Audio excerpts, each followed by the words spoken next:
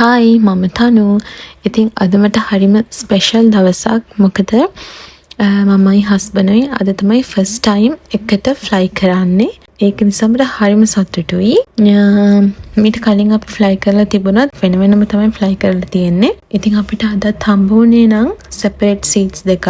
අපි ශ්‍රී Lankan airline එකට request කරායින් පස්සේ ඒගොල්ලන් අපිට arrange කරලා දුන්න එකලඟ සීට්ස් දෙකක්. එතනදිත් එයාට වින්ඩෝ සීට් එක තමයි හම්බුනේ. ඉතින් මම මේක ඉඳගත්තා. අද ටිකක් වැස්ස දවසක් ඒක නිසා පොඩ්ඩක් අහස පොඩි ග්ලෝමි ගතියක් තියෙනවා.